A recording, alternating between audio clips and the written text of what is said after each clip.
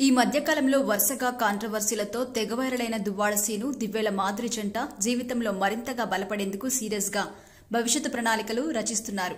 దివ్యల మాధురికి ఉన్న ఆసక్తి మేరకు వస్త్ర రంగంలోకి సరికొత్త వ్యాపార సామ్రాజ్యాన్ని నెలకొల్పబోతోంది.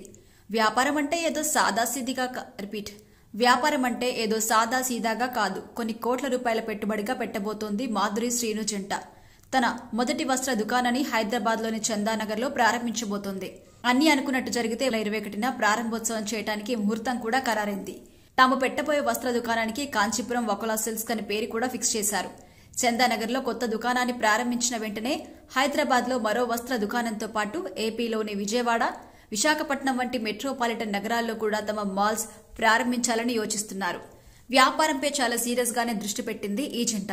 కోట్ల రూపాయలు పెట్టుబడి పెడుతుండటంతో గత కొన్ని నెలలుగా వ్యాపారానికి అవసరమయ్యే డబ్బులను సమీకరించే పనిలో నిమగ్నమయ్యారు. గత కొద్ది రోజులుగా హౌరా బ్రిడ్జి, కాశీ వంటి వివిధ ప్రాంతాల బ్యాక్గ్రౌండ్లో తెగ వైరల్ అవుతున్న ఈ జంట ఫొటోస్ కూడా వ్యాపారం పని మీద తిరుగుతున్నప్పుడు తీసుకున్నవేట. గత కొన్ని నెలలుగా ఇదే పని మీద దేశం నలుమూలలా తిరుగుతూ రేర్ కలెక్షన్ సమీకరిస్తున్నారట.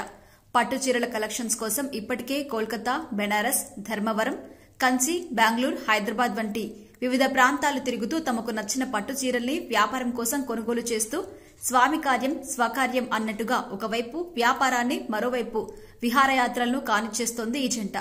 దివ్యల మాధురికి ముందు నుంచి శారీస్ కలెక్షన్ అంటే చాలా ఇంట్రెస్ట్. తన వద్ద ఇప్పటికే ఎన్నో రకాల విలువైన పట్టు చీరలు కూడా ఉన్నాయి. తాను ధరించే పట్టు చీరల్ని ప్రదర్శిస్తూ పలు రీల్స్ కూడా చేసి అందరినీ ఆకర్షిస్తుంది మాధురి. ఇక కోలాటం, కిట్టి పార్టీలు, సోషల్ మీడియా వేదికగా 2 తెలుగు రాష్ట్రాల్లో ఆమెకి కాస్త లేడీస్ నెట్వర్క్ కూడా ఉంది. ఇక భిన్న సంస్కృతుల సమ్మేళనంగా సాఫ్ట్వేర్ హబ్ గా ఉన్న హైదరాబాద్ వంటి మహానగరంలో నాణ్యతా ప్రమాణాలు బాగుండాలే కానీ వ్యాపారానికి ఏమాత్రం ఢోకా ఉండదు అన్న ధీమాతో తమ వ్యాపారానికి హైదరాబాద్ ను అనువేందిగా ఈ జంట ఎంచుకుంది. ఇక ఎమ్మెల్సీగా దువ్వాడ శ్రీనివాస్ పదవీకాలం మరో 2 ఏళ్లు మాత్రమే ఉంది. ఇక మరోవైపు దువ్వాడ దివ్యల జంట వ్యవహార శైలి నచ్చక జిల్లా పార్టీ ఆయనతో అంటిముట్టనట్టుగా ఉంటుందట. దీంతో ఆయన రాజకీయ భవిష్యత్తు ఎలా ఉంటుందో చెప్పలేని పరిస్థితి. దీపం ఉన్నప్పుడే ఇల్లు చక్కబెట్టుకోవాలన్నట్టు ఇప్పుడే ఆర్థికంగా బలోపేతం కావాలని ఈ జంట వ్యూహాత్మకంగా ముందుకు వెళ్తోంది. కొద్ది నెలల పాటు హైదరాబాద్లోనే ఉంటూ వ్యాపారాన్ని దగ్గరుండి చూసుకోవాలన్న ఆలోచనలో ఉన్నారు. మాధురి అభిరుచి, ఆసక్తిని బట్టి వస్త్ర వ్యాపార రంగంలోకి ముందడుగు వేశారు. అయితే వ్యాపారం వెనుక మాధురి ఒత్తిడి ఉందన్న వారు లేకపోలేదు. వ్యాపారం పట్ల మాధురికి ఉన్న చిత్తశుద్ధిని వాణి సన్నిహితులు కొందరు శంకిస్తున్నారు. ఇది ఇలా ఉంటే దువ్వాడ సీను రాజకీయంగానే కాదు, ఆయనకు వ్యాపారంలోనూ అనుభవం ఉంది. దువ్వాడ వాణితో కలిసి ఉన్నప్పుడు కలర్ గ్రానైట్ వ్యాపారం చేసిన అనుభవం ఉంది.